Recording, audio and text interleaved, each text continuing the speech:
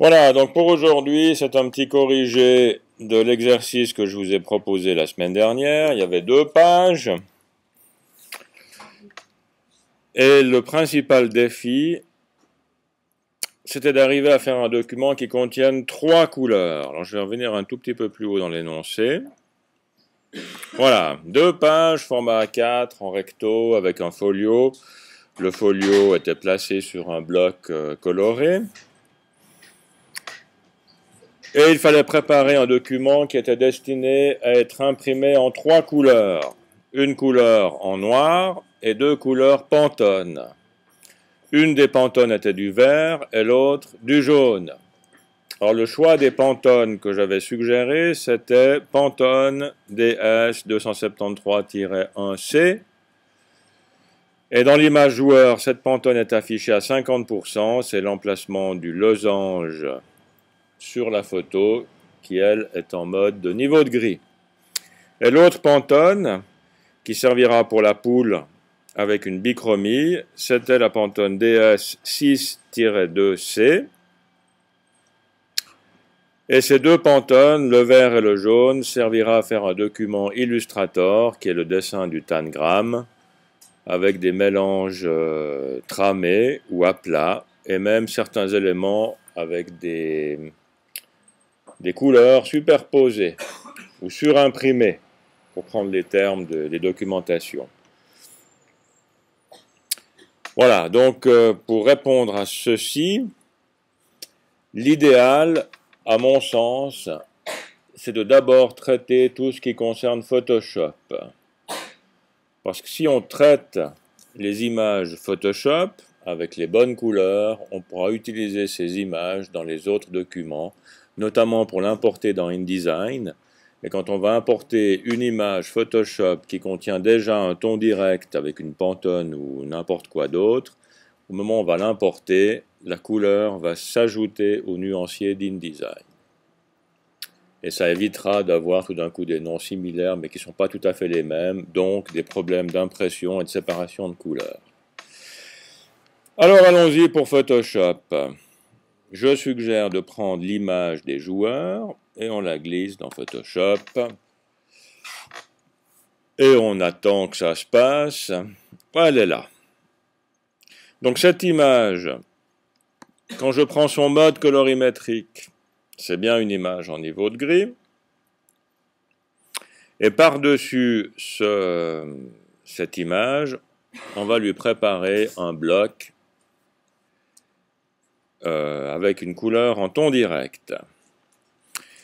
Alors pour faire ceci, je prends les couches, je retrouve ma couche de niveau de gris ici. Je prends le menu de la palette couche et j'ajoute une couche en ton direct. Nouvelle couche ton direct. Tac. Maintenant vous avez une couche supplémentaire ici qui s'appelle pour l'instant ton direct. Et c'est là qu'on va faire le choix de la Pantone qu'on a besoin. Alors pour la choisir, on va dans la petite icône des couleurs, là le petit carré, clic. On cherche dans les bibliothèques,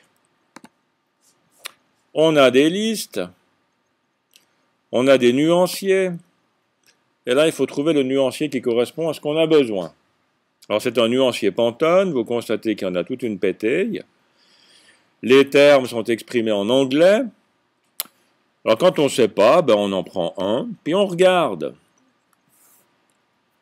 Alors là j'ai une Pantone, un espace, un chiffre, un espace, EC.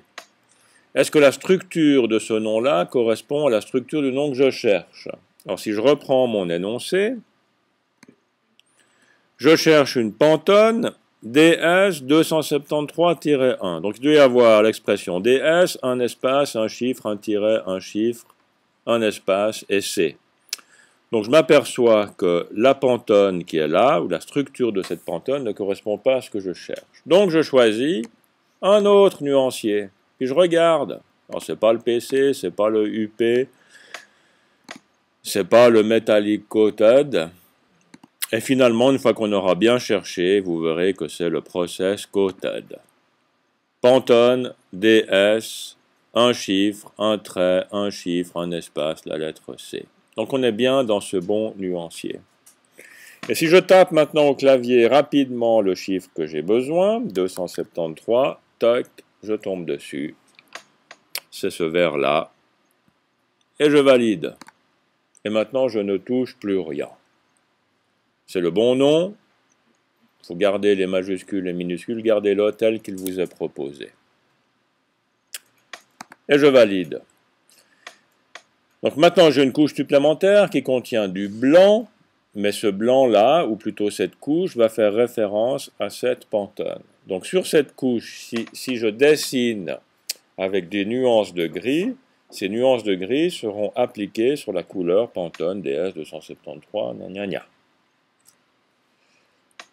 Alors le défi suivant, c'était d'arriver à dessiner sur cette couche une forme d'un losange qui part du haut jusqu'en bas et qui vient s'appuyer sur le bord de l'image à gauche et de faire en sorte que la position de ce losange soit très précise. Et ça sera l'objet de la prochaine vidéo.